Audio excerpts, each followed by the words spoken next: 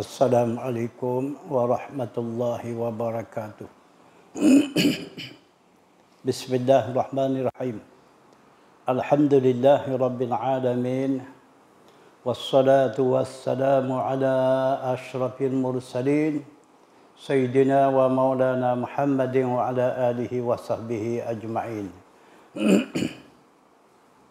Qala rabbi israh li sadri wa yassir li amri wahlul 'uqdatam min lisani yafqahu qawli. Allahumma iftah alaina futuhal 'arifin. Pada hari ini kita sama-sama menanamkan azam, cita-cita murni kita hendak menolong ataupun membantu saudara kita sesama Islam yang dalam suasana sangat-sangat menyayat hati setelah diganyah, dizalimi oleh golongan-golongan kufar, orang kafir Yahudi di bumi Gaza, Palestin. Bagaimana hari ini mengikut ceritanya dibomkan pula hospital, hal yang tak sepatut dilaku. Dengan sebegitu pun dilaku juga oleh golongan manusia yang tidak berhati peruk. Yahudi ini boleh dikatakan golongan yang tidak berhati peruk, yang sehingga diperkira olehnya dia saja yang betul, yang lain daripada dia itu semuanya salah. Begitulah keadaan pandangan pahaman kaum Yahudi. Jadi bagi kita hari ini, kita sebagai rakyat Malaysia beragama Islam sangat-sangat terkesan di hati dengan kelakuan yang sebegitu. Bertolak daripada kesan hati kita, tak sepatut kita terlupa menolong, membantu saudara kita yang seagama dengan kita di Gaza, Palestin. Sama ada berupa material bantuannya ataupun berupa maknawi. Berupa maknawi itu antaranya kita sama-sama berdoa agar Allah Ta'ala lindungkan orang Islam di sana. Dan juga kita berdoa Allah Ta'ala lemahkan golongan-golongan Yahudi yang tidak berhati peruk tersebut. Dengan menadahlah tangan kita berdoa kepada Tuhan dengan pelbagai doa.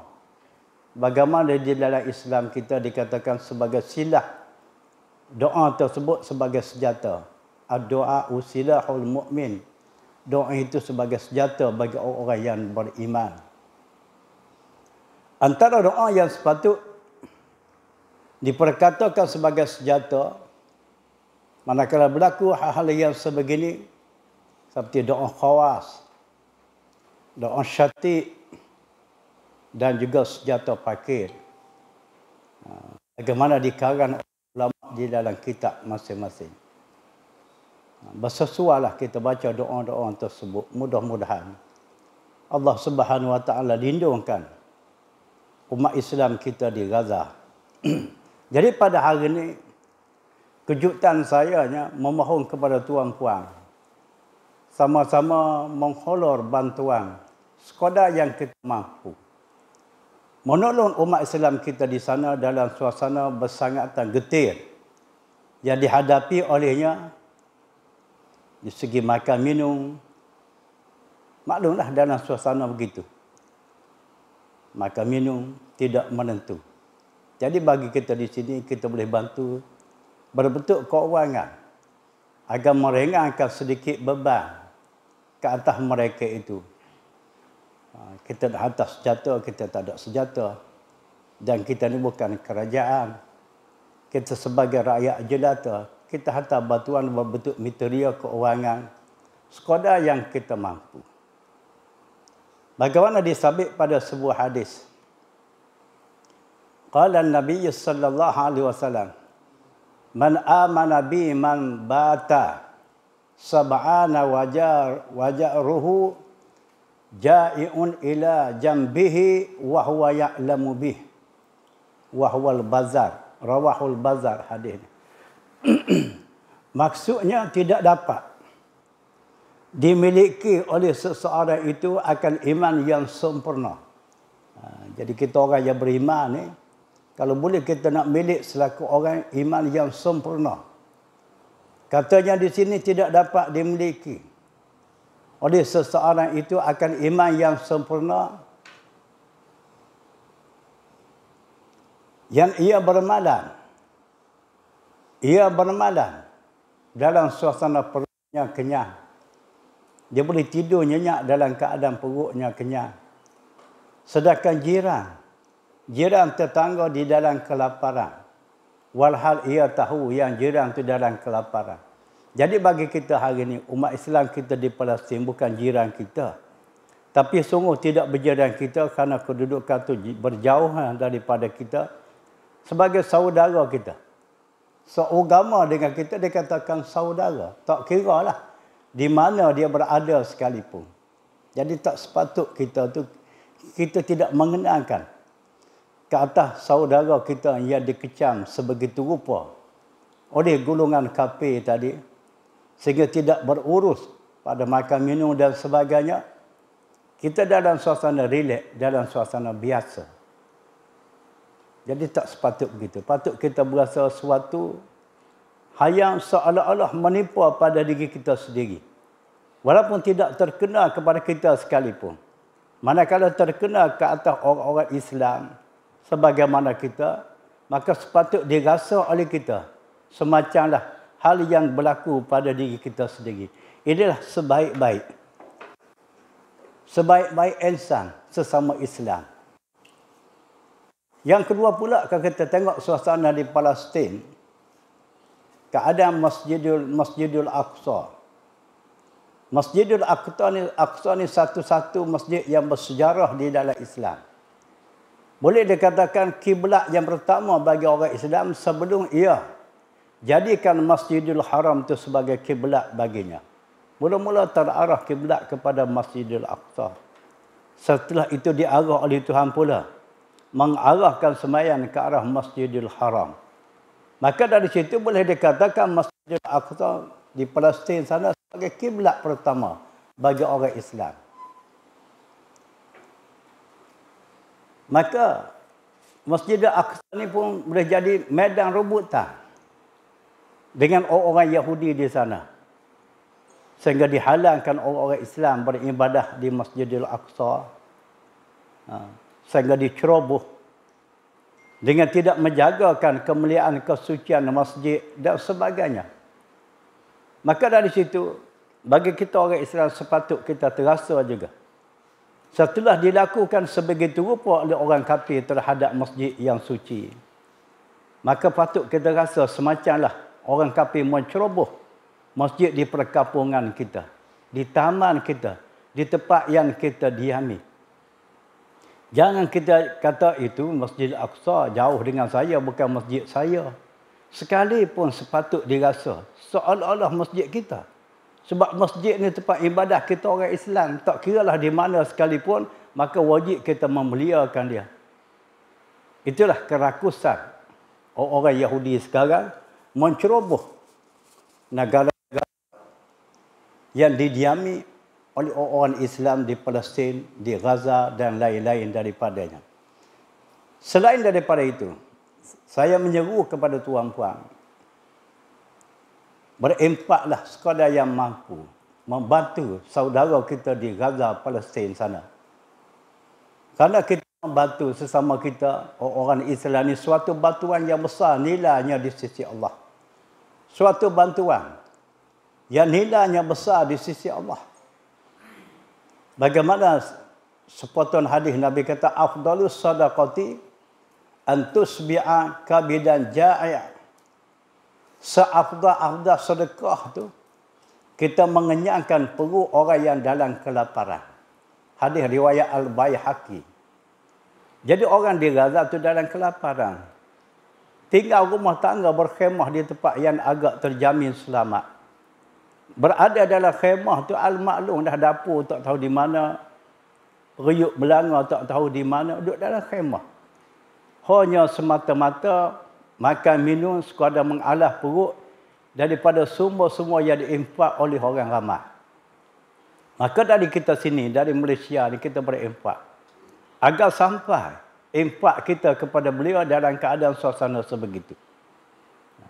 Kita salurkan keuangan kepada mereka agar sampainya kepada mereka boleh membeli apa sesuatu sumber makan minum untuk mengalahkan perut daripada maut. Itulah sebaik-baik hal kehidupan kita di dunia. Bagaimana hadis tadi, afdalus sadaqati afdal sedekah an tusbi'a, mengenyang kabidan ja'ian, perut orang yang dilalam kelaparan. Jangan kita fikir, saya nak sedekah macam mana, duit saya pun tak banyak. Ambillah sikit, takkanlah kita bagi habis, kita pun nak guna juga. Mudah-mudahan kita di sini, masa untuk kita berusaha cari rezeki itu cukup luas. Cukup luas. Kalau kita bagi sikit pun, luaklah sikit duit kita tu. Peluang kita berusaha tu masih ada lagi. Dia akan dapat imbuh kembali semula hak duit yang sudah luak tadi. Masalah orang dalam cetusan perperangan sebegitu, tidak ada peluang nak bekerja. Tak ada peluang nak bekerja bagaimana kita di sini. Nak menghibur bagaimana kita, tidak ada peluang dah bagi dia. Hanya semata-mata nak menyelamatkan nyawa daripada ancaman. Ancaman musuh. Maka sama-sama kita mengenal dari hal yang tersebut. Selain daripada tersebut, kita tengok beberapa potong hadis yang Nabi mengejutkan kita. Nabi kata, afdalul a'mali ba'dal imani billahi tawaddudu ilan nasi. Rawahu Tabarani. Seafdal amalan, kata Nabi. Seafdal amal ba'dal imani, selepas daripada beriman billahi, dengan Tuhan. At-tawaddudu ilan nasi, iaitu merasa kasih sayang sesama manusia. Kita mahu meletak kasih sayang sesama manusia, iaitu manusia yang beriman kepada Allah, berupa suatu amalan yang paling afdal, yang paling lebih. Kalau kita nak banding dengan amalan-amalan yang lain. Kita kata seorang hamba Allah tu rajin semayang berjemaah, rajin semayang sunat, tetapi hati perutnya tidak terasa, tak terkesan di hati. Orang Islam diacamkan oleh orang kafir sebegitu rupa, bagaimana umat Islam kita di Gaza sana. Jadi bagi kita di sini, biarlah kita terasa di hati kita hasil daripada kecaman orang kafir ke atas Islam di sana, sepatut dirasa seolah-olah perkara yang terkena pada diri kita. Seolah-olah perkara yang mendatangkan suatu kesan yang mendalam bagi kita. Betul tak daripada situ, kenalah kita tu sama-sama bantu-membantu, tolong-menolong, berbentuk material kebendaan dan berbentuk maknawi. Sekurang-kurang berbentuk maknawi itu kita semaya hajat. Bagi kita sekolah Pondok Batu 10, mungkin malam besok kita akan buat lagi semaya hajat secara berjamaah. Mudah-mudahan dengan usaha sama kita, Allah Ta'ala akan kabul hajat kita. Allah Ta'ala akan tunai hajat kita. Kalau kita kata tidak ada peluang kita nak buat semaya hajat secara berjemaah, masih luas lagi peluang kita. Antara peluangnya kita boleh hantarkan sumber keuangan sekadar yang kita mampu, jangan yang tak mampu. Sekadar yang mampu. Ada RM1 atau RM1, ada RM10 atau RM10, ada RM100. Kita catu-catu, kita hantar melalui satu badan yang boleh mengurus, boleh menghantarkan sehingga sampai ke tangan sasaran. Begitulah usaha murni kita. Selama kita dihidup oleh Allah Ta'ala di muka bumi. Mungkin peristiwa yang sebegitu terbelakunya Allah Ta'ala mengujikan.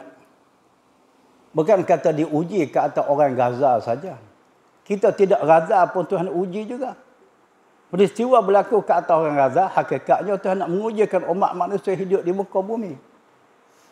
Bagi kita di Malaysia, ujian ke atas umat Islam kita di Gaza, Allah Ta'ala uji sejauh manakah kita peka mengambil berat terhadap orang Islam di Gaza.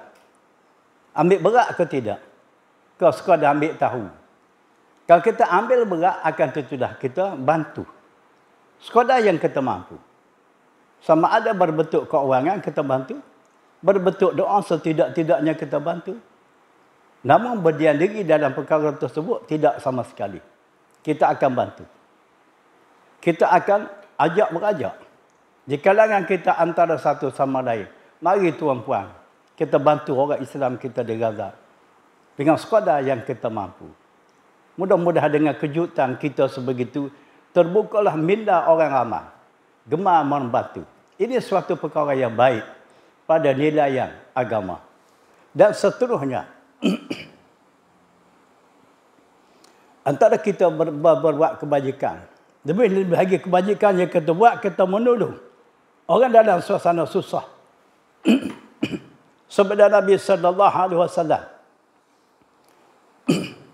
as-sadaqatu la tutfi'u an ahliha harral kuburu.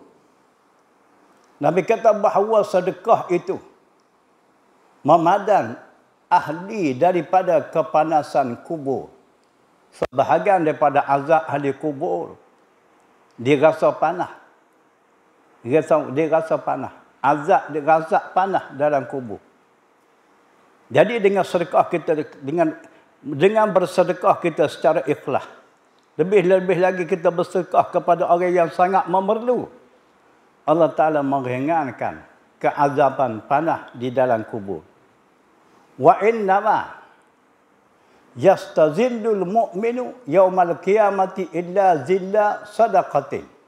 Dan hanya orang mukmin bersedekah itu dapat berteduh ia di bawah naungan Allah di padang mahsyar. Hadis rawahu Tabarani. Jadi kesimpulan kita, dapat kita ambil pengajaran daripada hadis ni. Kita bersedekah, utama sekali sedekah itu kepada orang yang sangat memerlu. Allah Ta'ala ringankan kepanasan daripada azab kubur. Yang kedua pula, berpeluang dapat berteduh di bawah naungan Allah Ta'ala di padang mahsyar. Padang mahsyar ni, suatu padang orang panggil, padang jarak, padang terkukur. Maksud padang tidak ada apa suatu teduhan. Kita di dunia ni walaupun padang sekalipun ada teduh. Tak ada teduh berbentuk khemah. Tidak ada teduh berbentuk bumbung. Ada juga teduh di bawah pokok kayu. Ada teduh. Ada teduh. Yang kedua pula keadaan jarak. Penjarakan matahari yang panas dengan kepala tu berapa ratus ribu meter jauhnya. Bersedah di akhirat. Di akhirat suatu padang yang langsung tidak ada teduh.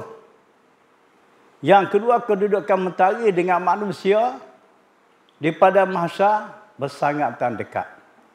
Bagi orang yang paling azab di sisi Allah di padang mahsyar, jarak kedudukan matahari dengan kepada hampir sepanjang batang celak mata. Tak sampai 2 inci. Dekatnya matahari dengan kepada. Dan hal sebegitu. Betapa ngerinya kepanasan. Betapa ngerinya kepanasan. Sehingga menggergak otot-otot di dalam kepala. Tapi sungguh pun begitu. Ada segolongan manusia boleh berada di bawah teduh. Makna berada di bawah teduh itu akan selamatlah. Merasai kepanasan daripada pancaran cahaya matahari. Kenapa? Kerana teduh itu suatu tempat yang disediakan oleh Allah Ta'ala. Maka golongan yang dapat berteduh, salah satu daripadanya orang yang bersedekah dengan ikhlas. Jadi syahid kita daripada pengajaran hadis ni. Kita sedekah dengan ikhlas. Lebih-lebih lagi kita sedekah kepada orang yang sangat memerlu. Allah Ta'ala lindungkan kita daripada kepanasan matahari di padang mahsyar. Bagaimana hadis riwayat oleh Tabarani. Banyak lagi hadis menceritakan orang bersedekah ini dapat bernaung di bawah teduhan Allah di hari akhirat. Selain pada hadis riwayat Tabarani yang tersebut. Dan seterusnya,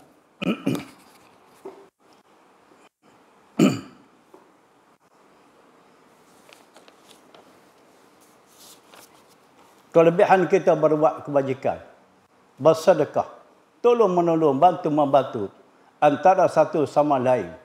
Lebih-lebih lagi, mereka yang di dalam suasana sangat-sangat memerlukan bantuan daripada orang lain.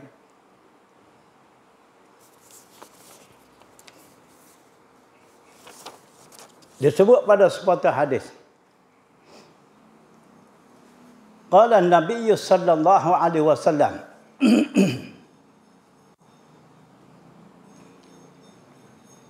as-sadaqatu tarudul bala wa tutawwilul umrah. La yaruddul qada'a illa du'a. La yazidu fil umri illa al-birru.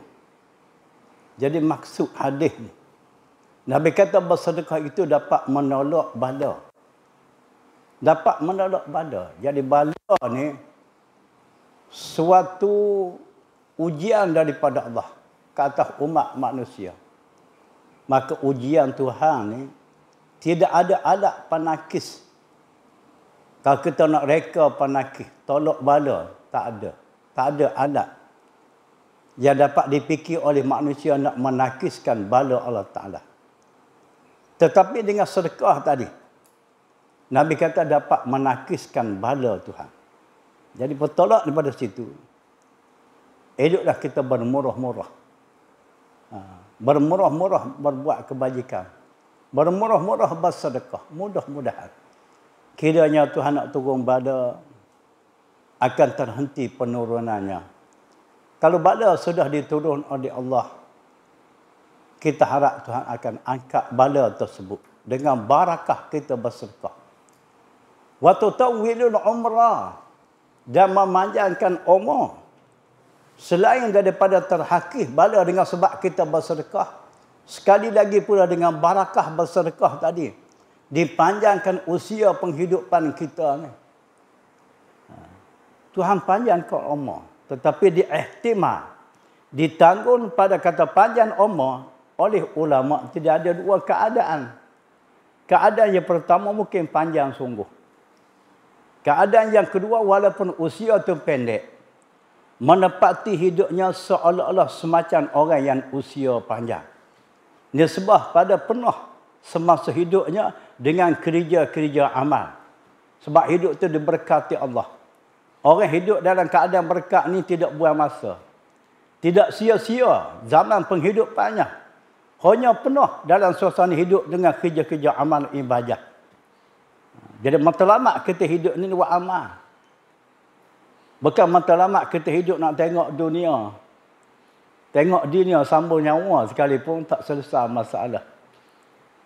Kita hidup dunia kita nak penuh. Semasa zaman kita hidup dengan kerja-kerja amal kebajikan. Mudah-mudahan di hari akhirat, ialah hari dipertimbangkan amalan kita, Allah Ta'ala memberatkan pada sebelah pihak amalan yang soleh daripada amalan yang taleh. Di kala itu kita pasti berjayanya di sisi Allah. Antara lain lagi hadis, Nabi kata, la yuraddul qada'a illa du'a. Tidak dapat menolakkan qada Tuhan melainkan doa. Selain daripada sedekah. Jangan kita abaikan daripada berdoa.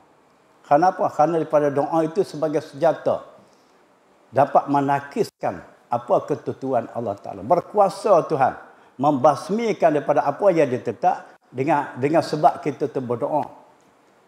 Kita berdoa. La yazidu fil umri illal bir.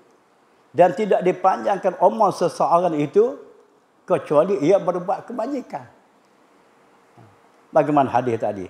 Hadis tadi as-sadaqatu tarudul bala wa tutawwilul umrah.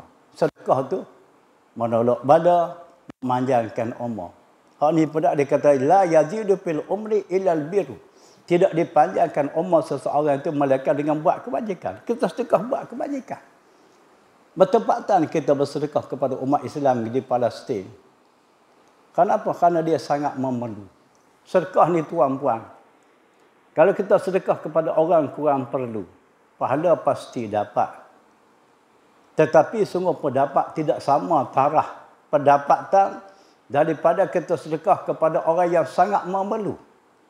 Akan ditutup pahala lebih besar daripada kita sedekah kepada orang yang kurang memerlu.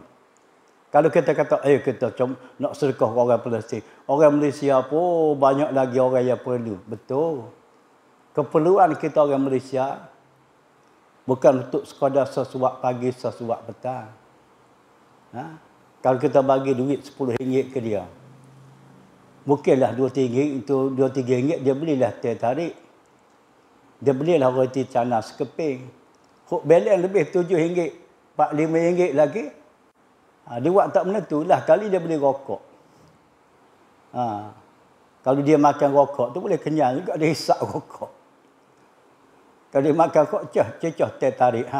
Padan dengan muka. Dia buat hisap rokok, dia bakar api. Duit kita bagi dia duduk beli alat bakaran. Dia buat bakar api. Manakala tidak perlu, ke situ pergi. Kalau kita bagi RM10 kepada orang yang sangat memerlu. Allahu Rabbi. Licin RM10 tu duduk beli makanan. Sebab dia dalam kelaparan. Dalam kedahagaan. Maka dari situ bersangatlah pahalanya di sisi Allah. Kalau dia ada anak 4-5 orang, kita bagi RM10. Berkira dia nak beli apa ni. Kalau dia beli roti pun bolehlah sekeping seorang untuk anak 5 orang. Begitu suasana. Sedekah kita. Sebab itulah saya menyuruh kepada tuan-puan. Dalam keadaan sebegini, kita sama-samalah berimpak. Membantukan orang Islam di Gaza, Palestin. Mengikut sekadar yang kita mampu. Mampu banyak lagi baik. Tak banyak pun alhamdulillah. Hakikat dah banyak bagi kita.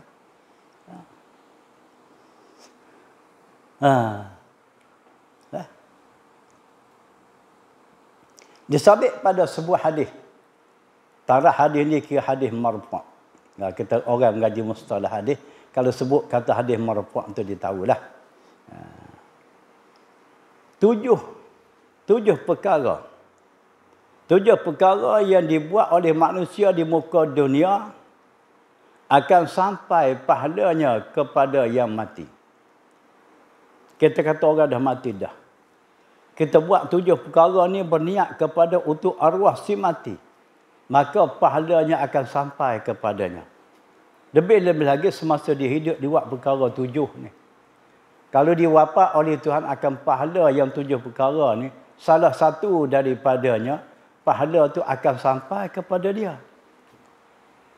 Pertama, orang mengajar ilmu yang bermanfaat.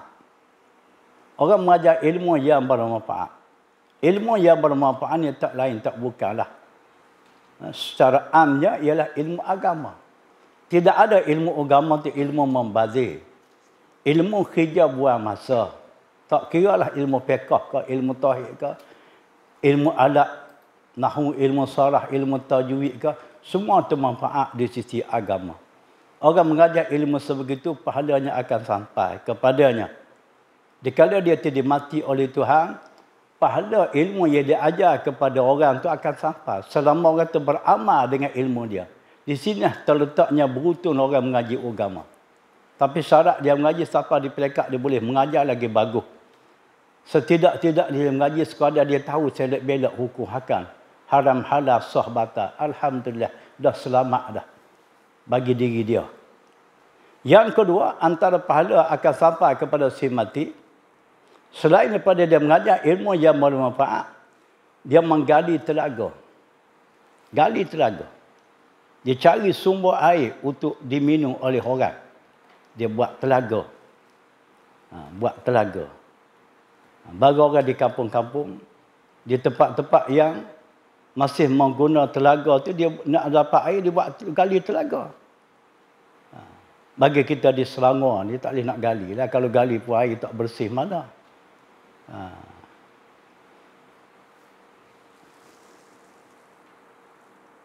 Yang ketiga, orang yang menyediakan air untuk orang lain. Selain pada dia gali telaga untuk menghasilkan air kepada orang, dia sediakan air. Seperti orang zaman dulu, dia pergi cedok air dari telaga, dia pergi sedekah kepada orang lain. Jadi hari ini kita nampak orang menyediakan air selain pada menggali telaga, orang mengadakan pam air kepada orang yang memerlukan kepada air. Seperti negara-negara yang menggunakan pam, menggunakan telaga. Dia sediakan telaga, dia buat pam. Alhamdulillah, pahala tu. Betul tak kita bolehlah kita berniat. Aku buat pam air, aku gali telaga di tempat sekian-sekian, negara sekian-sekian, berniat pahala. Pahala orang mau mengambil air dari pam. Pahala orang mengambil air dari telaga untuk arwah si mati, sianu-sianu. Buat tempat tak. Seramai mana orang mengambil air dari pam yang disediakan tadi, dari telaga yang digali tadi, sebanyak itulah pahala akan sampai kepada si mati. Untung. Jangan kita nampak Allahu Rabbi, tak ada pilihan kita nak bantu mereka dah mati, sekadar tahlil arwah. Tahlil arwah tu salah satu daripadanya. Tapi tidaklah pahala yang dapat kepada si mati sekadar bertahlil saja. Yang lain pun banyak lagi. Bagaimana disabit pada hadis marfu'. Yang kelimanya membangun masjid, membuat masjid. Buat masjid. Bagaimana kita hari ini di negara Kamboja, satu kampung, kita cubalah nak buat pusat pengajian sekolah sistem pondok di sana. Salah satu daripada cawangan sekolah pondok kita di sini. Boleh subat. Kita buat sekolah, lepas tu dalam sekolah tu kita buat masjid. Selama dimanfaatkan oleh orang akan sekolah yang kita buat dan masjid yang kita bangun, selama tu kita dapat pahala. Maka dari situ kalau kita berniatlah, aku masuk caruman sekian banyak untuk mendirikan sekolah dan juga masjid bagi arwah sianu-sianu, akan dapat pahala. Dapat pahala. Yang keenam, antara perkara yang sampainya pahala kepada si mati, selain daripada mengajar ilmu manfaat, menggali telaga, menyediakan air pam, menanam kurma. Dalam kitab tu dikata menanam kurma. Tanam pokok lah. Kita orang Malaysia ni tanam durian, tanam rambutan. Kita berniat pahala hasil buah tadi untuk sianu-sianu. Boleh. Boleh. Membangun masjid dan meninggal anak yang soleh. Pahala tu sampai. Doa anak soleh tu sampai kepada si mati. Dalam kitab tu dia kata menulis Al-Quran, mencetak Al-Quran. Selagi diguna oleh orang Al-Quran yang dicetak tadi, selama tu dapat pahala. Hari ni kita bukan mencetak Quran. Sebab kita bukan pencetak. Kita beli Quran yang sudah dicetak. Kita berniat wakaf Al-Quran. Lepas tu, orang baca Quran yang kita wakaf tadi, kita berniat pahala untuk si mati, akan sampai. Syarat orang baca lah. Kalau wakaf Quran tersusun rapi dalam almari, tak ada siapa pun baca. Almari pun tak baca. Akhir-akhir dia buruk dengan sendiri. Tak ada juga. Dengan sebab itulah kita nak wakaf Quran ke di tempat orang yang berguna. Maka hari ini kita nak pahala di sudut. Kita berkehendak pahala di sudut bacaan tadi. Tidak semesti Al-Quran.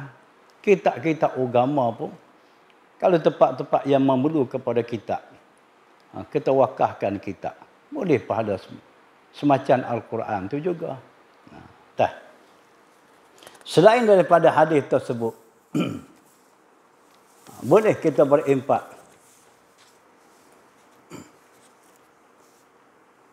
Ada lagi hadis. Nabi kata, arba'atun tajri alaihim ujurahum ba'dal maut.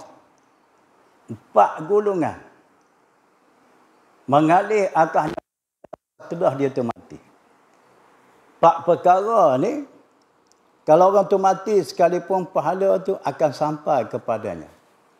Man mata murabitan fi sabilillah. Orang yang mati kerana perang sabil. Orang mati perang sabil ni pahala besar. Sebab apa? Sebab jasa peperangan dia tu nak menegakkan kalimatullahi yang ulia. Kalimah Allah yang maha tinggi. Yakni Islam. Sebab itulah besarnya kewafatan para syuhada. Wa man 'allama 'ilman ujriya lahu 'amaluhu ma 'umila bih. Orang yang mengajar ilmu, maka dia amal ilmu yang dia ajar itu, maka pahalanya berterusan. Kita mengajar orang. Kita mengaji agama ni, target kita dalam kepala biar sampai ke peringkat kita nak ajar orang. Jangan sekadar kita nak lepas diri. Kecuali dah tua bakar. Nak macam mana dah. Masuk pondok umur berapa? Umur hampir tercucuk akal 80. Pak Cik Lah masuk pondok umur 80. Target Pak Cik Lah nak mengajar orang. Mengaji dapat khatam 2-3 buah kitab. Dia pun khatam juga masuk keranda. Nah, ini kalau umur berapa? Umur baru 20. Umur baru 18. Tak kalah style masuk pondok semacam Pak Cik Lah yang umur 80 tadi. Kenalah target tu panjang. Target kita mengaji sampai pekat nak mengajar orang. Nak mengajar orang. Lepas orang mengaji pondok, target dia nak mengajar orang, dia mengaji, dia tekan kena mengaji ilmu. Mengaji tauhid, mengaji fiqh, mengaji tasawuf, mengaji ilmu alat, sarah, nahwu. Mengaji tajwid, mengaji mustalah hadis. Kena tekan waktu. Kalau kita kata kita masuk mengaji, kita nak hafal Quran. Hafal Quran boleh ingatlah kita Quran yang kita hafal tadi. Satu peringkat mungkin kita boleh ingat. Zaman sekarang, zaman akalan kita diceroboh oleh anasir handphone ni. Anasir TikTok dan sebagainya. Lepas tu duduk hafal Quran. Balik hafal Quran duduk buka TikTok. TikTok terlucu Al-Quran yang kita hafal. Kata, apa nak dikata? Sesiapa yang berniat Al-Quran dengan dihafal akan dia tiba-tiba ingat, maka ia tidak ingati kembali daripada Al-Quran yang pernah diingatnya, maka termasuk ia dalam golongan dosa besar. Disebab itulah orang yang layak nak jadi hafal Quran ni, pertama, Al-Quran yang dihafal tadi biar baca biar betul. Di segi tajwidnya biar betul, biar kena. Setelah betul bacaan, lepas tu dia kena tanya diri sendiri ni, aku ni terpelihara ke tidak? Daripada Al-Quran yang aku hafal di masa akan datang. Takut satu peringkat tu boleh terpelihara, satu peringkat tak boleh terpelihara. Tak usah. Tak usah. Betul lah orang kata besarnya pahala hafal Quran. Dia tak baca sebaliknya. Besarnya akibat dosa orang yang lupa daripada Al-Quran yang dihafal. Tok kenali tak hafal Quran. Tak hafal Quran. Mengapa hari ini dah menjadi-jadi? Banyak menipu kepada hafal Quran. Nak jadi imam tarawih lah. Orang jadi imam ni bukan setakat hafal Quran. Dia kena belajar hukum-hukum fiqh. Fiqhus salah. Hukum fiqh bab sembahyang kita kena tahu. Lepas tu orang yang paling utama selayak menjadi imam ialah qari. Bukan hafiz. Qari. Kalau ke hafiz, daripada India tu ramai hafiz. Tapi hafiz India, sebab dia cakap tamil, dia baca Quran style cakap tamil. Tak tahu wajib al-gunah di mana. Tak tahu ikhfa di mana. Idran di mana. Itu haram. Dosa besar. Itulah dia katakan, dia membaca Al-Quran. Al-Quran yang dibaca melaknat akan dia. Mana kalau tidak menepati. Bacaan bagaimana hukum-hukum tajwidul Quran. Disebab tu kok mana sekalipun sebelum hafal biar betul bacaan. Satulah kena tanya pula diri tu. Nak kekal kau dengan hafal atau nak separuh jalan. Kalau separuh jalan tak usah. Kalau nak kekal okey, tak apa. Lepas pada tu, sempat ke tidak? Nak ambil ilmu lain daripada hafal Quran. Ilmu nahwu, ilmu sarah, ilmu tauhid, ilmu fiqh, dan kau tidak nak kejar. Zaman kita ni. Zaman menggaji sekerat rantang. Kadang-kadang tak sampai setahun lagi balik. Lagi sebulan dua, lagi balik. Lah kali ilmu fardhu ain pun tidak selesai. Apa nak dikata nasibnya? Sebab tu kok mana sekalipun konsep orang ngaji pondok dia utama di segi ilmu. Ilmu. Sekurang-kurangnya fardhu ain lepas diri. Saya elok ilmu fardhu kifayah. Dia kan nak lagi ceroboh dengan ngaji ilmu dengan usul-usul lain. Tak ada nak milih ilmu. Lah kali nak ukur kita jawi pun tak lepas. Tak lepas. Banyak kata ngaji pondok. Kita musalli pun tak boleh baca. Kalau baca pun orang depan faham pun tak faham. Sebab apa? Sebab dia tidak peka dengan ilmu. Dia peka dengan kononnya nak jadi hafiz. Hafiz. Banyak hari ni budak-budak yang hafal Quran, separuh jalan. Banyak tak ingat. Dosa besar hidup dia tu. Kecuali dia kembali hafal semula. Oh, berat sepakan nabah dah pula dah. Susah payah pula. Sebab apa? Sebab terpengaruh dengan suasana. Suasana sekarang dititik berat dari segi hafazan Al-Quran. Dia tidak dititik berat dari segi pengetahuan agama. Pengetahuan agama itu lebih penting. Hafal Quran itu tidak wajib. Hanya sunat saja. Mengaji agama ni kalau tak tahu fardhu ain itu wajib, bukan sunat. Nah, kalau kita banding, adakah berdosa orang tak hafal Quran? Tak berdosa. Adakah tak berdosa orang tak tahu hukum fardhu ain? Berdosa. Macam tu, hak mana lebih? Hak mana lebih? Oh, saya dah tahu dah ilmu fardhu ain. Dah kalau betul-betul tahu, cuba ke tengah. Ilmu awak aja dah tahu fardhu ain tu. Dalam bab perkara wudu, dalam bab sembahyang, dalam bab puasa dan sebagainya. Jadi kita jawi hok nipis-nipis tu, dia duk bahas dari segi fardhu ain. Dari segi fardhu ain. Segi fardhu ain. Dia tak masuk lagi fardhu kifayah tu, kecuali hok tebal-tebal. Hok yang dikatakan mutawwalah yang panjang tu, baru dia masuk fardhu kifayah.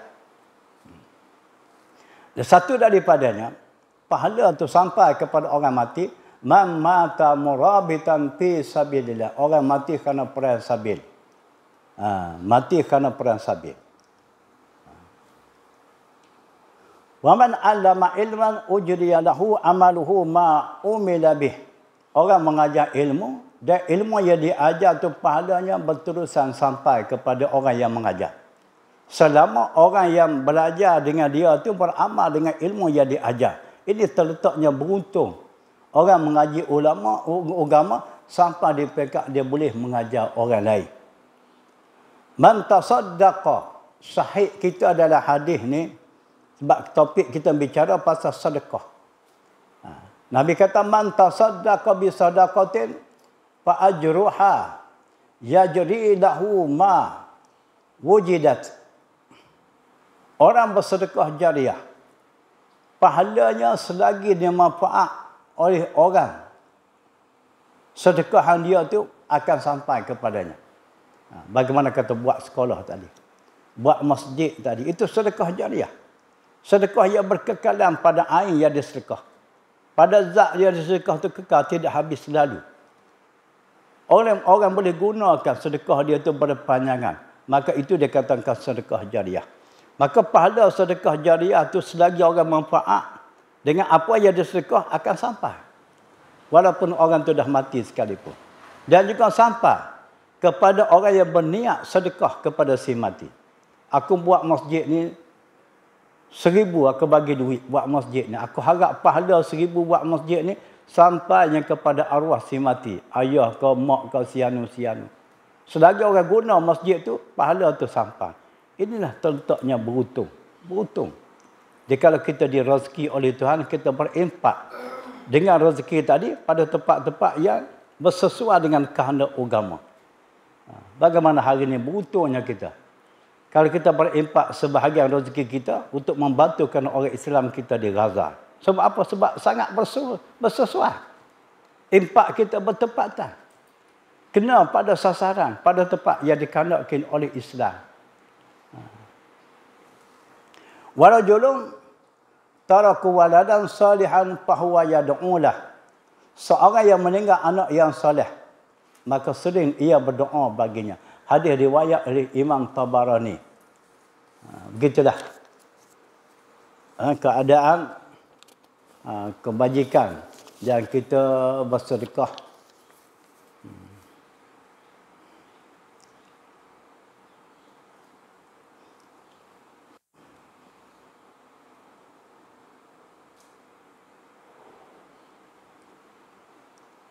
Banyak lagi hadis. Kalau kita tengok dalam hadis-hadis anjuran Islam untuk kita berbuat kebajikan. Lebih-lebih lagi kita membantu sesama Islam. Hari ini kita nak bantu orang Islam kita di Gaza. Nak bantu orang Islam di Gaza. Sehingga hari ini tengok dalam Facebook sampai dibom hospital. Betapa jahatnya. Betapa huduhnya. Betapa apa nak dikata. Sampai tempat orang sakit gitu digebom lagi. Allahu Rabbi. Tak ada hati perut manusia. Yahudi. Sebut kata Yahudi di kepala dia yang betul. Orang lain semua tak betul. Itu Yahudi. Sebab itulah orang yang memihak dengan Yahudi ni perangai apa semacam Yahudi juga.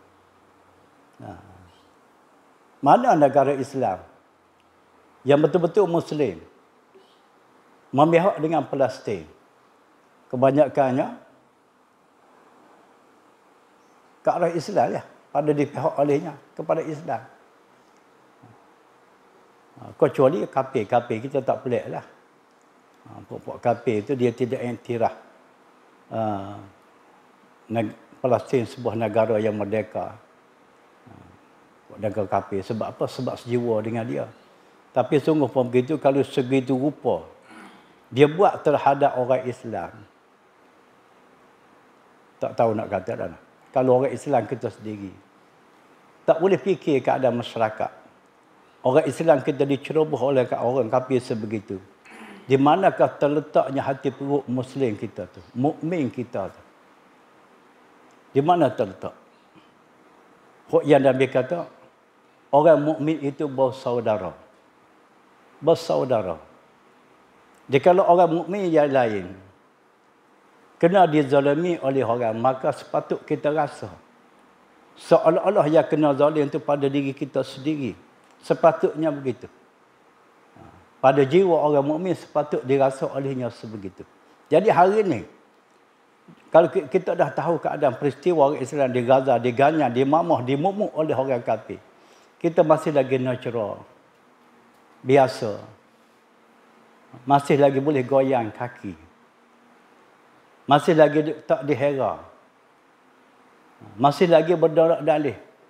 Macam mana kita nak tolong dia? Dia duduk jauh dari kita. Betul lah. Kita nak tolong berbentuk tenaga, memang tak menasabah lah. Kita boleh tolong cara lain. Pertolongan dunia hari ini berbentuk mata wang, berbentuk keuangan. Sebab dengan keuangan itu boleh diselesaikan olehnya pelbagai masalah. Utama sekali masalah makan, minum. Itu mereka awal yang sepatut kita tolong.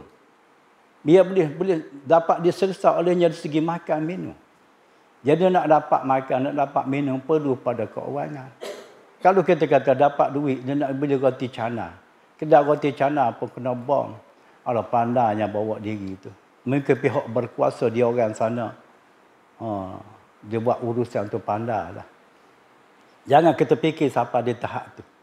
Tahap kalau bagi duit dia pun dia nak beli roti canai, nak beli teh tarik. Kedai teh tarik pun kena bom, nak pergi beli di mana. Tak kalau manusia tidak ada akal usaha ikhtiar. Betapa bodohnya fikiran sampai di peringkat tak boleh nak usaha ikhtiar.